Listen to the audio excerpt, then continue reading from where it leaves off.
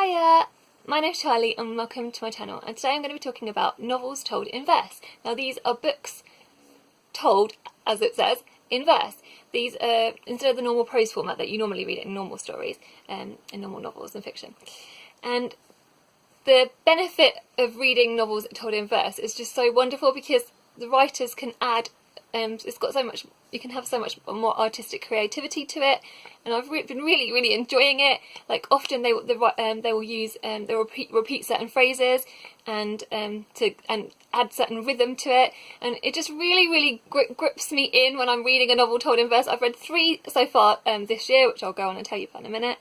Yeah, I just find like I can connect so well because you guys know how much I love poetry, so obviously this kind of book was always gonna kind of grab me. So yeah, I'll talk about the ones that I've read, 3 of the ones I've read, and I'll talk to you about also about some other ones that I want to read. So I'm going to dive right in. The first one I read this year was The Poet X by Elizabeth Acevado. This I read in Blackathon. It was the group pick. It was wonderful. It's about a teenager girl called Ziamara growing up in Harlem, New York, and she's having a struggling relationship with her mother, and which is, it's just so sad and hard. And so she discovers slam poetry, and this changes her life. It's just so wonderful. It's a gorgeous book, and it's the simplicity of it is just so brilliant. So yeah, I'd highly recommend it. The second one I read, I borrowed from my son, and this was The Long Way Down by Jason Reynolds. I've heard so much about Jason Reynolds this year on BookTube, and I've been wanting to pick his work up for ages.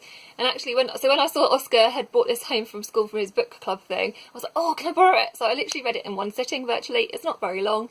It's about it's about Will, who is, I can't remember how old he is, but I'll put it across the screen.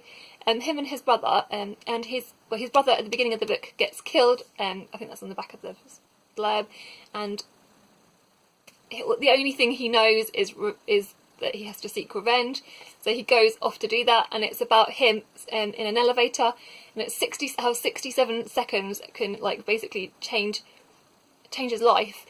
He meets these ghosts in the elevator, so it sort of gave me almost Dickens feel to it, like the Christmas Carol kind of feel, and the things that those ghosts say is like, then it's whether it's the make or break of what he's going to do. So it's that, oh my gosh, that book was just so brilliant. I literally, as soon as I finished reading it, I was looking up Jason Reynolds' books straight away, so I definitely want to get more, and I highly recommend. This is the whole thing that sparked this video. Basically I read that book and I was like, oh my gosh, that book is so good. How have I not heard more about it on BookTube? I know the princess said, I was tweeting about it, and she said that she loves it. I'll put her channel down in the description below. And so yeah, this is just so good, so check that one out.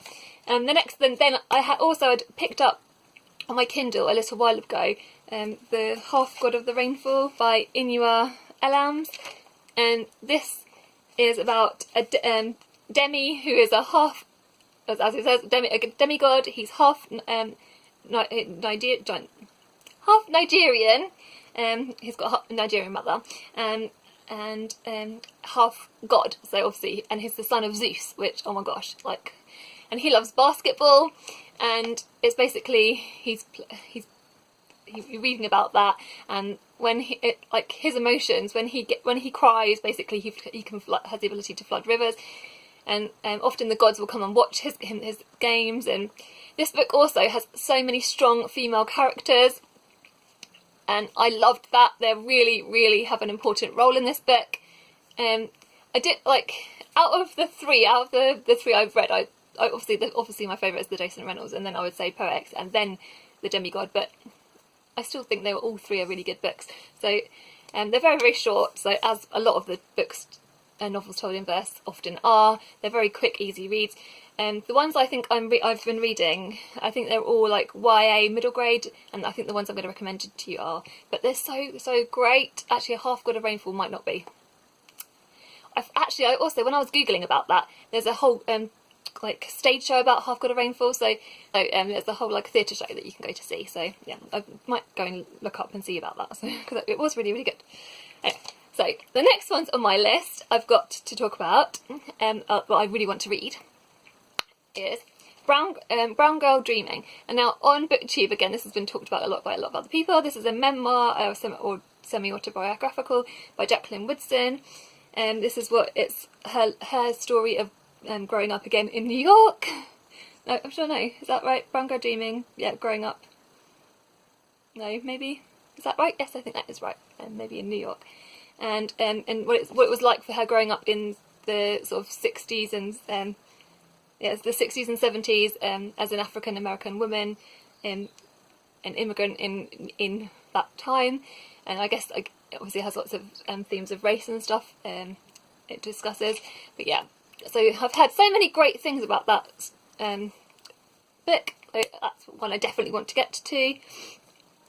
The next one on my list, I'll talk about the one that's sort of similar to, well not similar, but has similar themes to The Half God of Rainfall, which was The Crossover by Kwami Alexander. This again is middle grade, and this is about twins, the two twins, Josh Bell and his brother. So Josh is the narrator of this story, and he's it's sort of, both of the twins are like ace at basketball. They love basketball, and they're just so good at. Obviously, they're so good at it. I'm repeating myself.